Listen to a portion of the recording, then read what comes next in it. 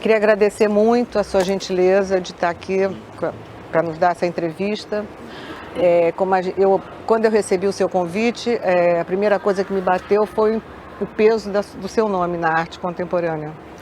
E junto com isso, a nomeação que você deu, Gritos Surdos, que tem outras nomeações também, que a gente vai falar disso, eu trabalho com a palavra. Aquilo foi um impacto para mim, junto com o seu nome. E eu queria saber por que Gritos Surdos.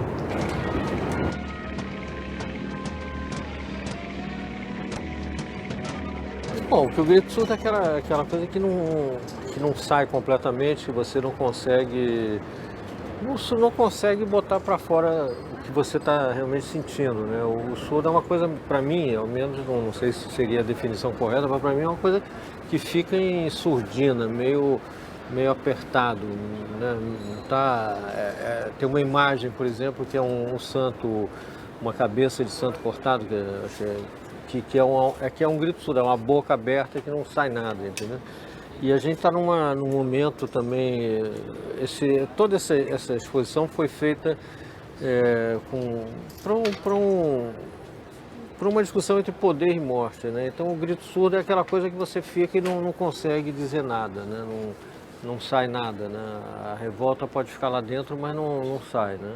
A exposição tinha sido feita a partir de um convite da Teresa Cisa, irmã do arquiteto Álvaro Cisa, quando ela fundou o Centro Português de Fotografia no Porto, né, que era uma antiga prisão, né, prisão da Relação.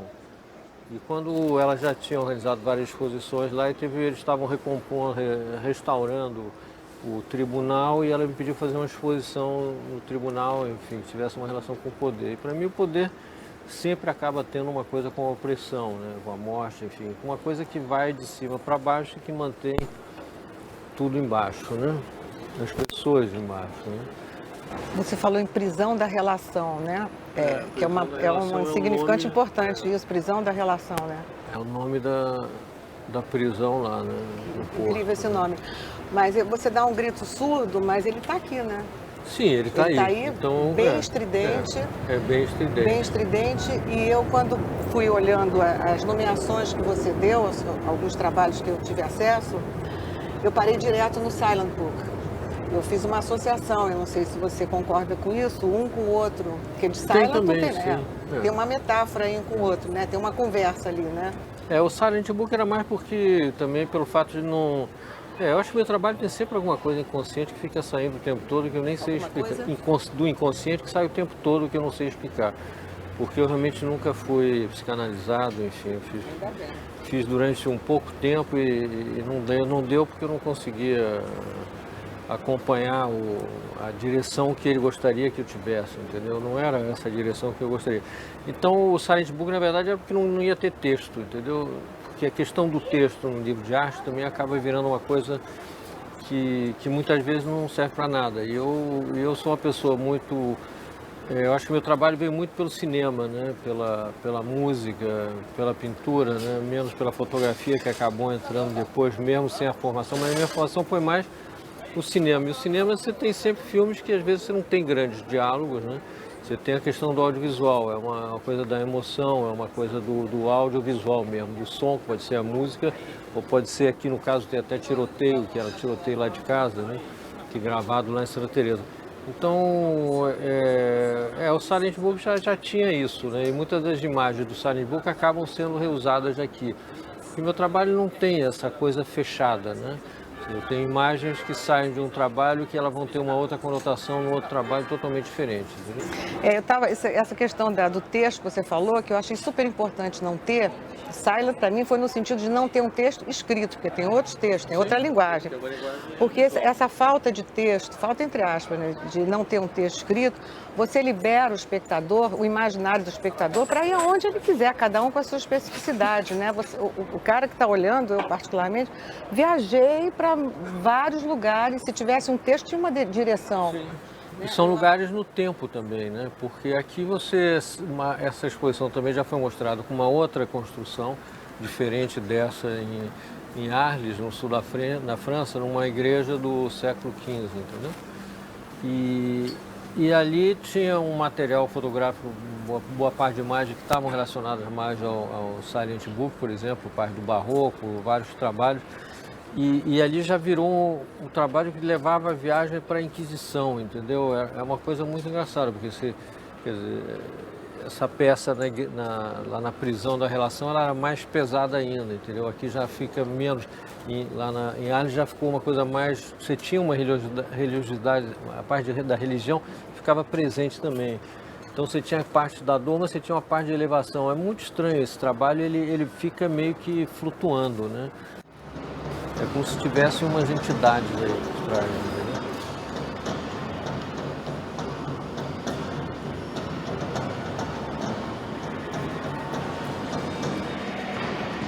Então é um trabalho que é meio mutante, né? Vai se modificando. Isso aqui é incrível também.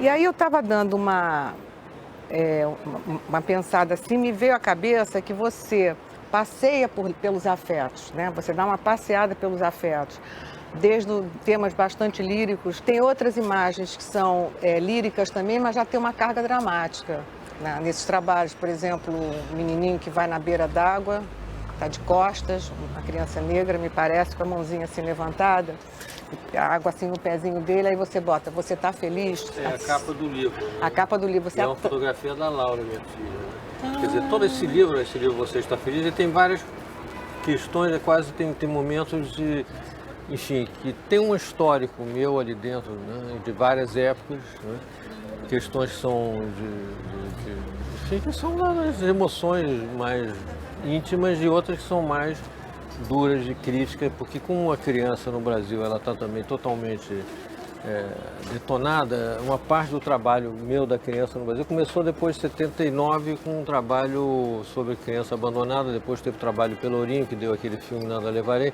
Enfim, minha vida ela é muito ligada ao uso da fotografia, é muito ligada à minha vida pessoal também, entendeu?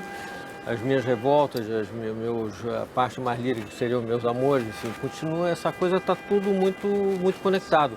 Não tem se a pessoa for realmente analisar o trabalho, ele tem todas as conotações que acompanham o meu histórico. Mas esse você está feliz, eu não estou sabendo desse dado, arrebenta aquela frase, é uma frase que corta. É uma frase que a minha outra filha, a Clara, que você conheceu, em casa você conheceu ela, né? Conheci, claro. E ela teve uma época que chegavam as pessoas lá em casa, ela perguntava isso sempre, a cada pessoa que ela encontrava, ela perguntava isso. Eu perguntava, você está feliz? Ai, que coisa linda, então é uma frase cara. que veio dela. Entendi. É incrível isso. Já que você está falando em criança, eu não me preocupei com cronologia nessa coisa. Estou com a Associação Livre. Você falou em criança e eu estou me lembrando de uma imagem linda, que são duas crianças negras sentadas num chão de terra, com os pedaços assim de pedra, e eles estão brincando com vários bonequinhos no plástico, chão, né? Enfileirados. Coloridos. E aí você amplia aquilo e eu levei um susto porque são objetos de guerra. Sim. Tem soldados com a arma apontada, tem, como é que se diz, aquele foguete apontado, um tanque de guerra, um carro azul. Aí você clica esse momento e você congela esse momento. Aí eu, no lugar do analista, fiquei pensando, se essas crianças, que hoje nem sei que idade teriam, mas se elas pudessem ter acesso a essa imagem, quer dizer, é um terceiro olhar, qual seria a reação dessas crianças ao se ver sendo vistas por um outro? Quando eles veem aquele brinquedo de guerra, é guerra. Eles são transportados imediatamente à guerra, porque eles vão fazer uma guerra mesmo que não seja com aqueles específicos brinquedos. Muitas vezes eles enviam. Tem uma fotografia do Sebastião Salgado que são as crianças do Nordeste brincando com ossinhos, né? Só que ali aqueles ossinhos, eles brincavam de quê? Eles inventavam o gado, entendeu? Os cavalos, o gado, entendeu? Agora, aqueles ali também do sertão, mas é o sertão da Bahia, e ali não, ali já era guerra mesmo, eles já viam aquilo como guerra, porque já alguma outra informação eles já estavam tendo em relação àqueles elementos que estavam ali, né? Essa foto é incrível porque eu fiquei pensando como é que a arte pode inserir, ter efeitos, e são sujeitos que estão em formação, né? São sujeitos que estão em formação. Bom, e aí falando desse passeio que você dá na sua obra, em termos de afeto, né? Você tem essa questão lírica, tem essas dramáticas, tem a sensualidade. Aí você passa para a sensualidade na prostituição, né? Uhum. Que já é uma sensualidade dramática. Você fala disso. É uma coisa que oprime, né? Mas aí então eu queria falar da sexualidade. Para trazer no campo da psicanálise que o Freud, ele elimina o corpo biológico. E ele leva para o campo do inconsciente, que é o campo das representações pulsionais. Que o seu trabalho, para mim, é absolutamente pulsional, de cabo a rabo, né? E vai dizer que as pulsões são vida e morte, Eros e Thanatos. Eu acho, isso me bateu assim, que o seu trabalho é muito isso. É o tempo todo. Eu acho que sempre foi, desde o começo, e é uma coisa que eu também não sei explicar, mas sempre foi isso. Sempre teve esses dois lados. E é um lado que sempre se apresentou, mesmo quando eu fico pensando nessa relação com o Brasil, essa aqui é uma ferida aberta constantemente, você está sempre vendo a coisa, as pessoas detonadas na frente o tempo todo, não tem disfarce, né? Mas já tinha começado antes, eu acho que vem muito da adolescência mesmo, na Suíça. A gente acabou indo para lá quando eu tinha 14 anos e meu pai tinha livros de guerra, né? Porque meu pai começou a carreira diplomática em Cardiff durante a guerra, filho de mãe francesa, a mãe estava em Paris, e ele tinha um livro que era dos campos de concentração mesmo, né? Pelas fotos dos primeiros campos que eles acharam, né? Os americanos. E tinha então sempre esses livros, e depois do outro lado tinha os livros que minha mãe recebia, que eram revistas que era tipo Elle, Magazine, quer dizer, era um negócio do feminino, a parte, digamos, que seria mais vida, né? Então isso aí, desde ali, eu acho que já começou a se formar esse Eros de Thanatos, entendeu? Começou a ficar presente, né? Você diz, inclusive, nessa entrevista, nesse depoimento que você dá da Fundação Cartier, que você acha que a mulher é terra, né? E o homem, que a destruição está no homem. Você acredita que a mulher não tem essa pulsão de morte? Tem também, mas ela tem eu acho que pelo próprio fato dela procriar, ela tem uma autodefesa que é muito mais forte do que a destruição. Não que ela não tenha destruição. Tem mulheres que chegam ao poder que são mais destrutivas que qualquer homem, né? Entendeu? Não é isso, né? Mas eu estou falando, numa questão mais geral, acaba sendo que elas seguram mais a coisa de destruição, né? E do momento onde todo mundo que a mulher começa a ter uma tendência a querer ser igual ao homem, a gente está indo para um caminho muito ruim, porque aí não vai ter mais o que vai segurar, entendeu? Eu acho que aí vai ter mesmo, vai detonar a porra toda, entendeu? Porque esse é um movimento que tem um retorno, né? Porque começou com aquela coisa do feminismo, que era uma coisa muito machista também, tanto quanto o homem. Sim, porque havia também uma opressão tão grande que a mulher não tinha direito de dizer nem ai nem ui. Ela chegava ao poder dela como mulher de uma forma de subterfúgios, quer dizer, a mulher dominava. Muitas mulheres dominavam tudo sem o homem até saber que ele estava sendo dominado por elas. Ela leva o homem a matar também, né? A Sim, palavra também, mata, né? Também, né? A palavra então, tudo são processos, eu acho que são processos de conhecimento, né? Que vão, de certa maneira, tudo acaba melhorando de alguma forma, mas ao mesmo tempo existem uns processos de destruição que são muito pesado. Né? Você acha que a destruição é inerente ao homem? É inerente, já é constitucional? Mas acontece que existem níveis de destruição que acabam não sendo mais controláveis, né? Eu acho que a gente está num momento desses, né? Porque, você acha que está pior? Sim, está pior pelo fato de tecnicamente ser pior, né? Por fato da poluição ser pior, por fato dos caminhos que o homem sabe que está se destruindo, e ele continua indo para essa direção, quer dizer, economicamente isso tudo, ele não tenta parar um pouco, diminui um crescimento. Para que tem que crescer o tempo todo? Você não precisa crescer o tempo todo. Né? É uma ambição e o poder que leva a uma destruição constante, né? E assim, curiosamente, essa exposição Grito Surdos foi inaugurada no Porto, né, em 2001. 2001, foi em dezembro de 2001. Quer dizer, eu passei um ano procurando elementos de poder, fotografia, é uma coisa que me corroeu muito a minha própria vida pessoal. E porque eu estava atrás disso, né? Os vídeos que eu fiz eram atrás disso, as fotografias que eu procurava era isso. E acontece que aí você teve setembro de 2001, que já foi Uma situação paulada mesmo, você mostra tudo, já sacode, né? A exposição foi em dezembro. E aí eu fiquei pensando que eu vi esse depoimento seu, uma parte pelo menos, ao mesmo tempo que você mostra essa destruição toda, o empenho que você teve, da maneira que você está falando agora, quer dizer, um investimento libidinal extremamente amoroso teu, né? Você entra de cabeça numa coisa que é amorosa, que é o teu trabalho, quer dizer, como que você constrói Pois isso. é, mas aí você começa a não gostar tanto também do seu trabalho. O seu trabalho começa a precisar, por outra forma, sair um pouco dessa questão, entendeu? Esse trabalho mesmo acaba que não é tão amoroso, né? Isso não é um trabalho amoroso, isso, né? Que nem o trabalho quando eu fiz no Pelourinho, foram 6 meses fotografando 1, 2 vezes por semana lá, aquilo toca você, entendeu? Mas vamos voltar para o Miguel Rio Branco, que eu acho melhor. Quando eu cheguei Entre os Olhos do Deserto, foi uma pancada. O título foi uma pancada. Isso é um título, não pode ser mais poético, né? E aí eu fui ver o vídeo. E eu não conseguia falar. Não conseguia falar. O que é isso? Eu te mandei um e-mail. Eu estou sem fôlego. Era a segunda vez que eu estava vendo o vídeo. Que a primeira vez, a palavra não dá conta. Não dá conta.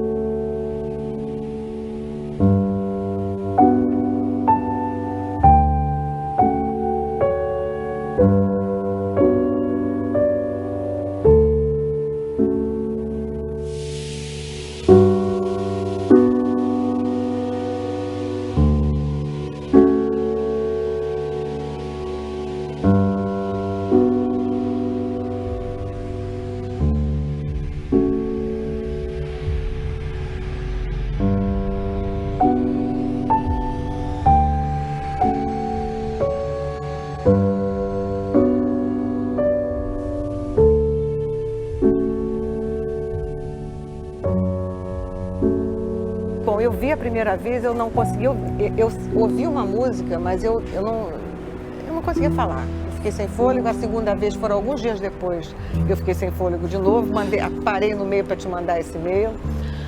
Mas eu consegui ouvir a música que estava acompanhando, que eu na primeira vez sabia que tinha uma música incrível, mas eu não percebi aquele da baleia, né?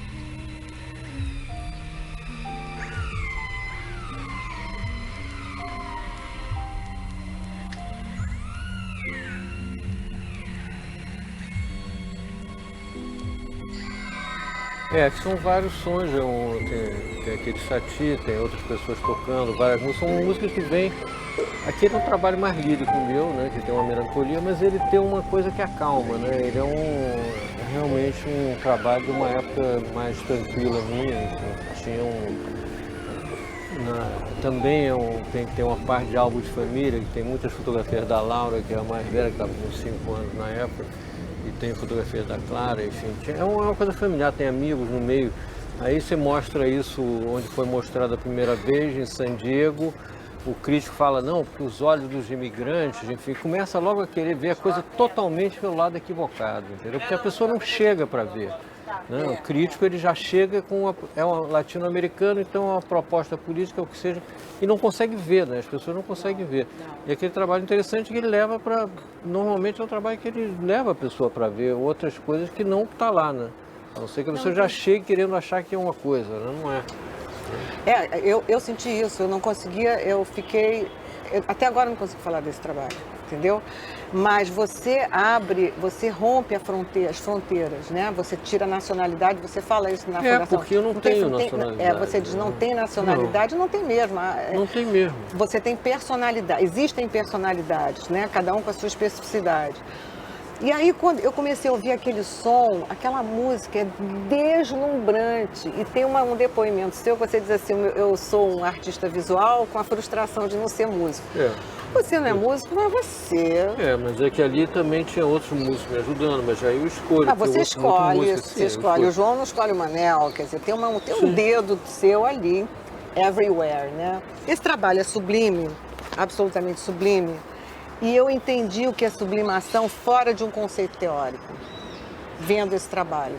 Então, eu quero voltar para o conceito da pulsão do Freud. Ele vai dizer que é elevar o objeto, a arte, do Miguel, à dignidade da coisa. E esse coisa é com letra maiúscula, que vem do Freud, que é um conceito das Ding, a coisa, que é algo que está fora do campo, ele é indizível, irrepresentável, uma coisa que, como se você atravessasse uma borda, fosse o limite da palavra, você vai além. Então, a sensação que eu tive, que assim, eu sei o que é sublimação agora, foi quando eu vi esse trabalho, entendeu? Eu não sei o que é sublimação. Não, eu não quero que você fale do teu trabalho. Esse trabalho é uma... Quando Entre os Olhos? Entre os olhos. O título já é absurdo, né? O Entre os Olhos do Deserto, para mim, era muito aquela coisa que fica entre os olhares das pessoas. O deserto é a falta talvez de comunicação, a falta de conexão, né? Mas ao mesmo tempo o deserto tem um monte de coisa ali, né? Crescendo, nascendo, mesmo nas poucas gotas de água que caem, né? Eu estive agora no sertão, basta uma chuva, o sertão estava seco até, sei lá, 2 meses atrás. Seco, seco, seco, cheguei lá, estava tudo totalmente verde, né? Então eu acho que eu sou um pessimista com muito romanticismo por trás e sempre tenho uma esperança. Eu há mais de 40 anos que eu falo, não, preciso sair do Brasil, mas eu estou sempre preso aqui. Só que agora está começando a ficar uma coisa cada dia mais esquisita, eu sinto uma coisa totalitária, né? Uma coisa, quer dizer, aí esse deserto, né? E está tendo os olhos, tenho a impressão, entre os olhos do deserto, agora me dá a impressão, quer dizer, que a gente vive num lugar onde está sendo criada uma postura de guerra entre classes, que é uma coisa que a gente não tinha tanto, né? A gente não tem, como a gente tem na Europa, quer dizer, histórico de guerras completas, né? Que vêm de muito, muito tempo e são ressentimentos que não vão ter solução tão cedo, entendeu? Que volta e meia aqueles ressentimentos voltam porque houve massacres muito fortes, né? Aqui também houve os massacres fortes, mas nunca foram tão fortes quanto quando aconteceu, enfim, nessas últimas guerras que teve na Europa. Esse trabalho, quer dizer, Entre os Olhos do Deserto é uma coisa que existe uma certa melancolia, mas fica uma coisa muito doce. Muito amorosa, muito doce, muito amorosa ali, é muito emocionante, é muito emocionante. No caso do Grito Surdo já não, já é uma coisa totalmente emputecido mesmo, ficar, sabe, rangendo os dentes mesmo, entendeu? Porque tem uma conversa ali, né? Vai ter uma conversa. Tem uma conversa, por serem audiovisuais, enfim, mas basicamente por ser um lugar escuro, né? Mas já a conversa para por aí, ela não tem outra. Aqui realmente é você tentar entender o que é essa violência que está intrínseca no homem desde muito tempo. Agora isso aí já é o cúmulo, né? Isso aí é o cúmulo. Isso aí chega a ser angustiante, né? A partir daí não tem mais disso, acabou. Isso são coisas que já para mim não...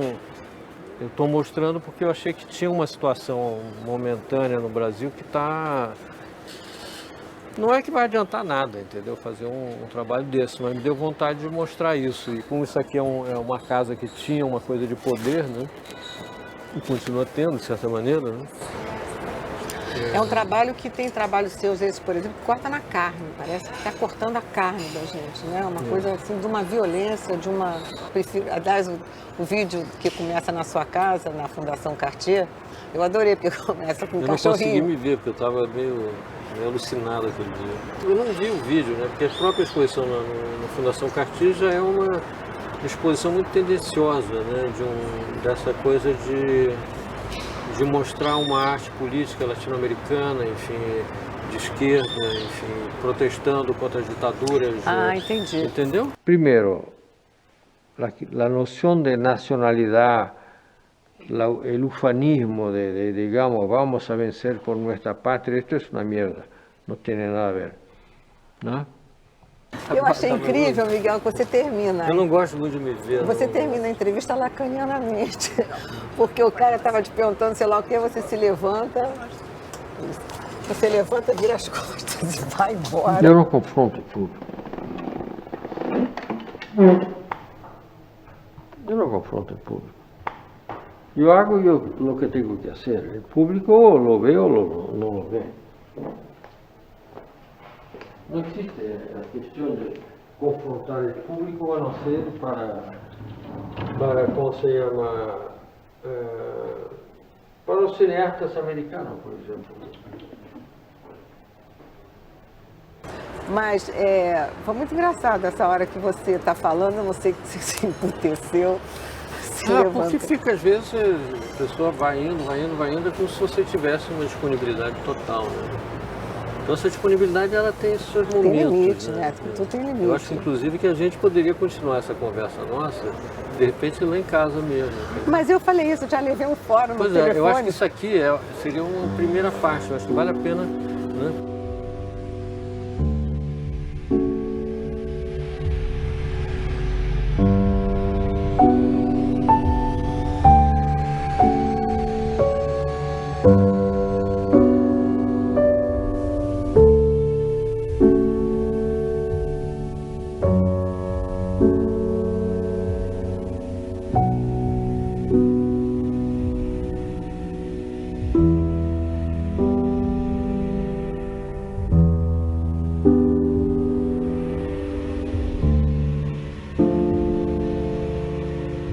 Gostou da parede vermelha lá?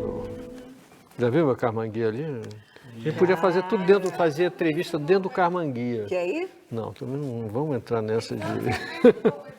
Eu adoraria fazer qualquer... Olha, eu quero que você depois... But that's what I like, you know. My work is always about something that you get to see it, you know. Um carrinho lindo, né? É uma obra-prima de design. Você dirige esse carro? Estou começando a dirigir, porque eu tenho que trocar os freios, botar uns freios a disco para ficar mais seguro e botar um motor mais... quantos anos? 66. 66 anos ou 1966? Não, 1966. Então já não é um carro velho, é um carro antigo. É um carro antigo. É um carro antigo, né? Bom, então começando... Será que a gente vai chegar a ser pessoas antigas ou pessoas velhas? Eu já decidi para meus filhos o seguinte, olha, vocês podem se preparar que eu vou até os 100 anos, que eu não sei se é com S ou com C, ainda não decidi. Eu acho que a gente volta, eu tenho essa impressão que a gente é uma coisa que a gente vai e volta. O ser humano está nesse planeta fazendo as mesmas merdas há séculos e fazendo as mesmas coisas boas também há séculos. Não é isso? Mas você já conheceu alguém que voltou? Conheceu alguém? Não, pessoalmente não, mas às vezes a gente tem insights assim que mostram que aquela pessoa você tem uma conexão com ela, entendeu? E são conexões que não vêm de algum lugar, né? Não é só uma questão, acho, de horóscopo, né? Não. Também é, né? Mas só a questão de horóscopo, por exemplo, que é uma coisa louca, né? Como é que as pessoas, através das estrelas, acertam tantas coisas, às vezes, determinando o que é uma pessoa ou outra, entendeu? Com uma análise de personalidade. Tem uma porrada de coisas que a gente realmente não conhece, né? E essas coisas que a gente não conhece, vai nessa coisa dentro da intuição. Agora, o cara do horóscopo é um cara que vai matematicamente pelos astros, né? Chega hoje com os computadores, ele chega num negócio e te dá um retrato seu, né? Eu acho que faz tudo parte de tudo, né? Então, esse negócio da instalação dos gritos sujos, que ali também está juntando tudo. Esse ateliê aqui não é um ateliê, já é uma instalação, tudo faz parte de tudo, entendeu? Isso aqui é o Miguel Rio Branco. Só que esse Miguel Rio Branco já está cheio, está lotado. Uma das coisas boas do Picasso é que ele saía de uma casa, ele tinha condições de sair de uma casa, largava tudo como estava, ia para outra e começava tudo... Com outra mulher. Mas aí é o problema dele, né? Eu não conheço o seu trabalho, muito pouco. Né? Não, mas pouca gente conhece mesmo, porque as pessoas chegam... Essa exposição no Rio, por exemplo, estava colocada com uma exposição do fotógrafo Miguel Rio Branco. Já começa a colocar fotógrafo. É que eu vivi de fotografia, então eu não posso dizer que eu não sou um fotógrafo. Sou um fotógrafo também. Sou um fotógrafo. Você é um artista. Mas eu sou mais disso. Só que não pode definir a pessoa. Na verdade, não deviam nem botar o fotógrafo ou o cineasta. Deveria botar só o nome da pessoa e o que eles estão mostrando, né? Porque hoje em dia, isso é uma das coisas que está sendo aberta na parte de criação, é que a pessoa não pode ser definida mais como, sabe, nenhum arquiteto mais pode ser definido realmente como arquiteto, porque trabalha sempre com outras pessoas, um é um engenheiro, o outro é não sei o quê. Às vezes o arquiteto nem arquiteto porque não é formado, e isso não impede que ele faça um trabalho bom também não, entendeu? Uhum. Então essa é uma definição de uma sociedade que está em total diluição, né? Eu acho que a gente está vivendo uma sociedade em diluição mesmo. Já isso aqui já foi para o espaço, né? Como é que você definiria a arte? O que é a arte para você? Eu acho que é um processo de equilíbrio, de criação, onde o ser está se satisfazendo totalmente, né? Ele está conseguindo, pela sua satisfação de criar alguma coisa, ele comunica essa coisa dele para os outros, né? E isso funciona assim, quer dizer, para mim a arte é aquilo quando você chega, você pode fazer um estecopoavre fantástico, entendeu? Para 10 pessoas e ser arte, entendeu? Eu acho que a arte, por exemplo, é você não ter medo de errar, entendeu? Você tem que poder errar. Você tem que ser Você tem que saber para errar. arriscar. Tem que arriscar, você tem que né? poder arriscar, você tem que arriscar, você tem que poder errar para aprender e fazer uma coisa melhor, entendeu? Senão não vai. Se você começa a se segurar, fica tudo querendo controlar tudo de uma forma, porque não pode ter um detalhe errado desde o começo, fica difícil. Vai ter o erro, agora você vai corrigir ele, né? A Casa França-Brasil tem uma peça que saiu de um problema técnico de uma projeção.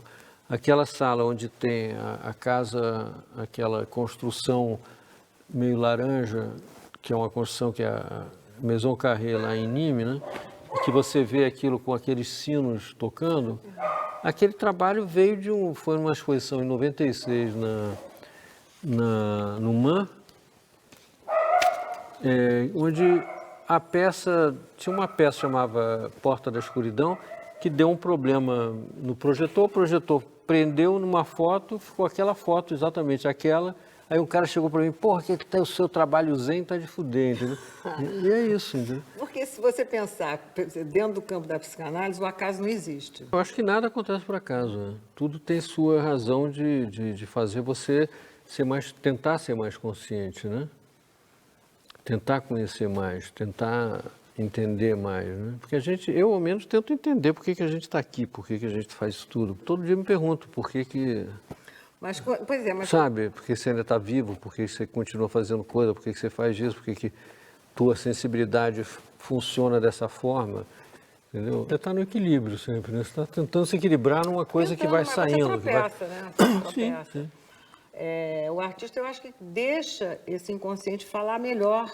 Tem esse talento que você falou, que senão não é artista, e deixa esse inconsciente falar, se manifestar. O talento é uma coisa que vem de, sei lá, de outras encarnações, sei lá, ninguém sabe de onde vem. E a arte não fala em arte plástica, porque a arte para mim não se resume à arte plástica, né? Não. É tudo, é música, é literatura, é cozinha, claro. É saber o dia a dia, é você saber cuidar dos filhos, né?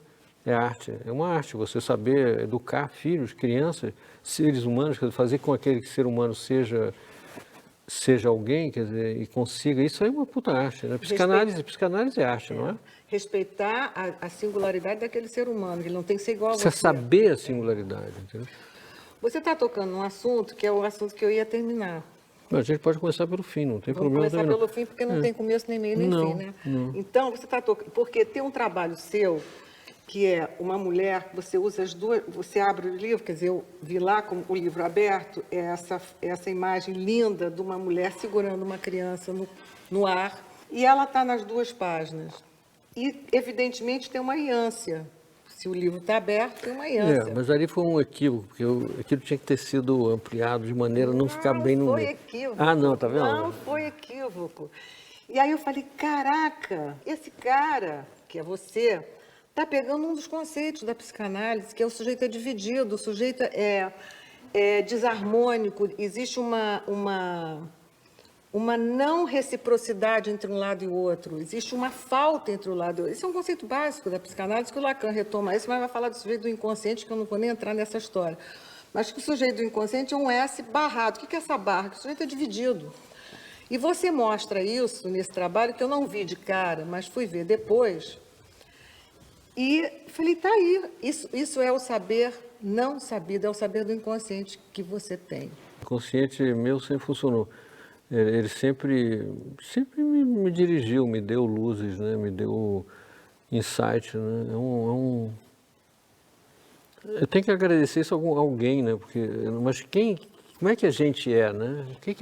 Porque esse talento da gente, arte plástica, muitas vezes hoje em dia, o negócio da arte contemporânea, neguinho chega para vocês e diz assim, não, porque arte não é questão de talento, né? Como é que não é questão de talento? Como é que um artista pode chegar para mim e dizer isso, entendeu? Que é tudo uma coisa cerebral, ligada ao mercado, ligada ao negócio, que tem uma parte sua que vem de outro lado, entendeu? E aí que entra, vem de outras vidas, eu acho que é outras vidas, outras influências. Isso aqui tudo é energia, essa porra, né? Isso é tudo energia. E aí eu fui tentar encontrar alguma coisa que falasse dessa incompletude do sujeito para falar desse teu trabalho num português que não fosse lacanês, entendeu? E aí eu fui encontrar outra coisa, quer dizer, eu atiro no que eu vejo e acerto no que eu não vejo, que eu ia encerrar, que diz o seguinte, um cara chamado Saint-Giron, que ele pega várias questões do Freud, do Lacan, do Mustafa Safon, etc., que diz o seguinte, aspas, Freud vai dizer que não é o artista que nos fascina, é a própria obra que atesta a passagem do gênio humano. Mas é, sem dúvida, no seio da arte que encontramos o grau mais elevado de sucesso, já que o verdadeiro artista sabe dar uma forma tão aceitável a essas mesmas fantasias e cuja força e excentricidade os neuróticos sucumbem, e conferir a elas um valor tão universal que se torna capaz, assim, de aliviar os outros humanos da carga das suas próprias fantasias. De fato, o que tem em comum o neurótico e o criador, se não uma extraordinária aptidão para se desligar de um mundo triste e frustrante, para sonhar, mesmo em estado de vigília, que é entre os sonhos do deserto, eu vi exatamente um sonho em estado de vigília, uma realidade mais conforme a seus desejos. Mas ali onde o neurótico só confessa suas fantasias, premido pela severa necessidade, ali onde o homem comum nos constrange ou nos aborrece com suas confissões desajeitadas, é um Deus que permite ao Criador exprimi-las de maneira tal que nos permite usufruir das nossas próprias. Miguel Rio Branco.